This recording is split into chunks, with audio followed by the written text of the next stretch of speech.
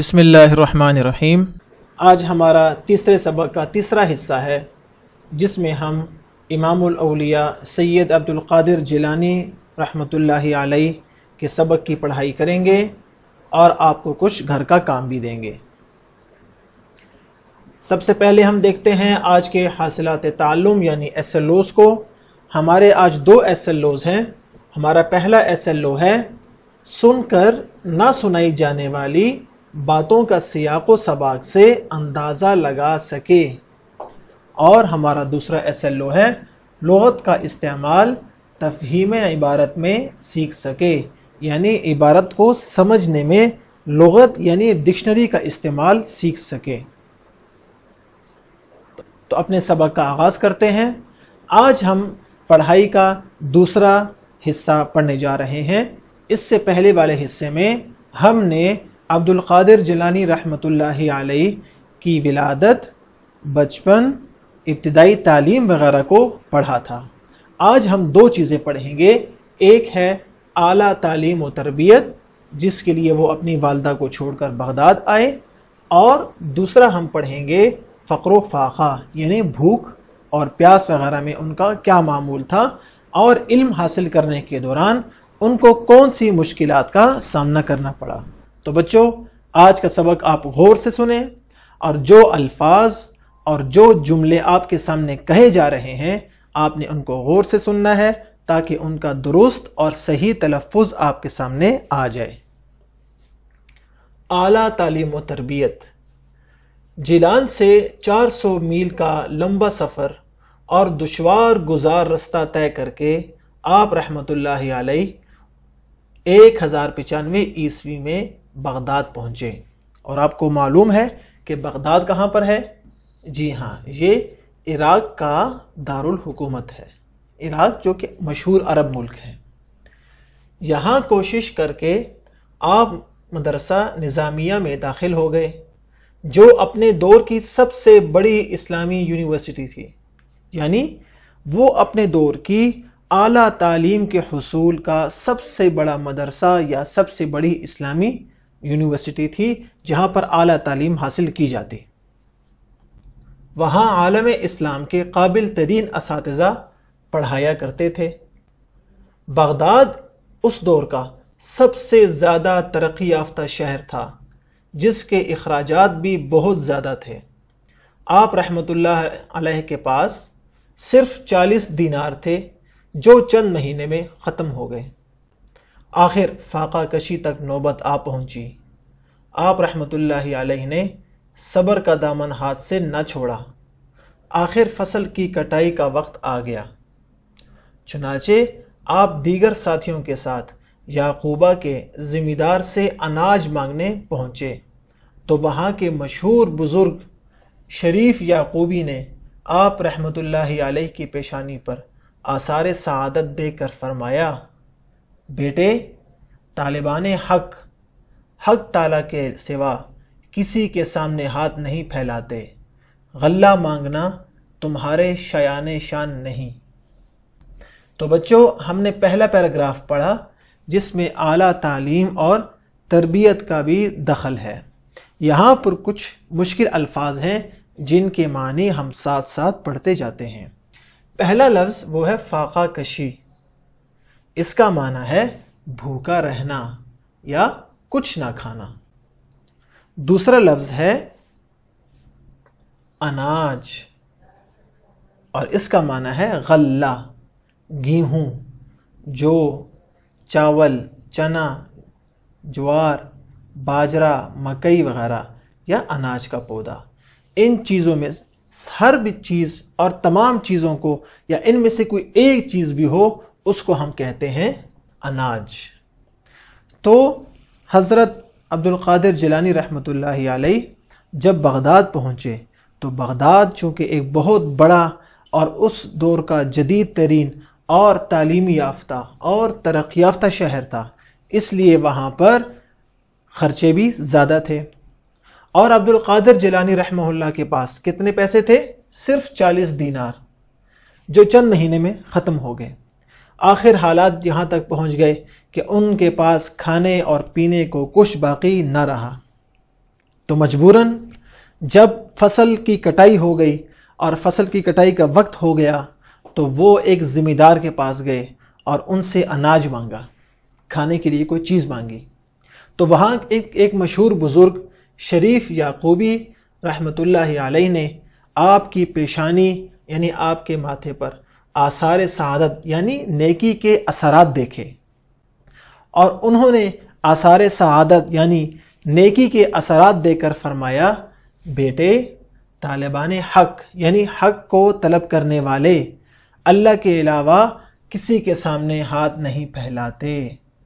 تو ہمیں بھی چاہیے کہ ہم اپنی ہر کام اور ہر مصیبت کے وقت اللہ ہی سے مدد مانگیں۔ غلہ مانگنا تمہارے شایان شان نہیں، یعنی یہ تمہارے لائق نہیں، تمہاری شان کے مطابق نہیں کہ تم اللہ کے علاوہ کسی اور کے سامنے جھولی پھیلاؤ یا ہاتھ پھیلاؤ۔ تو اس سے ہمیں یہ سبق حاصل ہوا۔ اب چلتے ہیں اگلے پیراگراف کی طرف جو کہ ہے فقر و فاقہ۔ خود آپ کا ارشاد گرامی ہے، میں نے طالب علمی کے دور میں ایسی ہولناک سختیاں جھیلی ہیں کہ اگر وہ پہاڑ پر پڑتی تو وہ بھی پھٹ جاتا۔ جب ہر طرف سے مجھ پر مصیبتیں ٹوٹنے لگتی تو میں زمین پر لیٹ جاتا اور پڑھنے لگتا، فَإِنَّ مَعَ الْعُسْرِ يُسْرًا إِنَّ مَعَ الْعُسْرِ يُسْرًا۔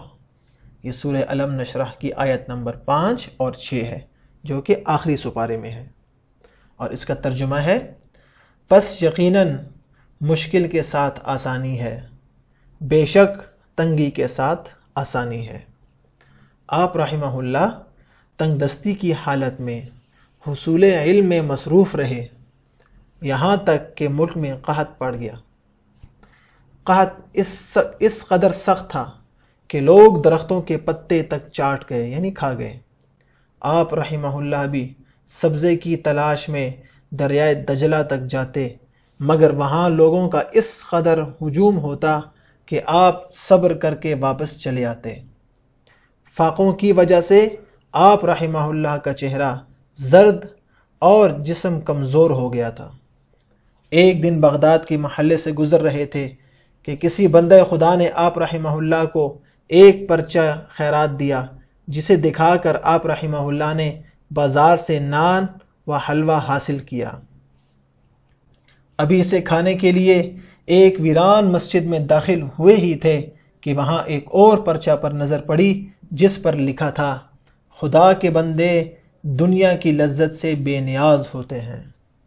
اسی وقت آپ رحمہ اللہ نے کھانے سے ہاتھ روک لیا اور سارا نان و حلوہ خیرات کر دیا اور خود فاقے کرنے لگے۔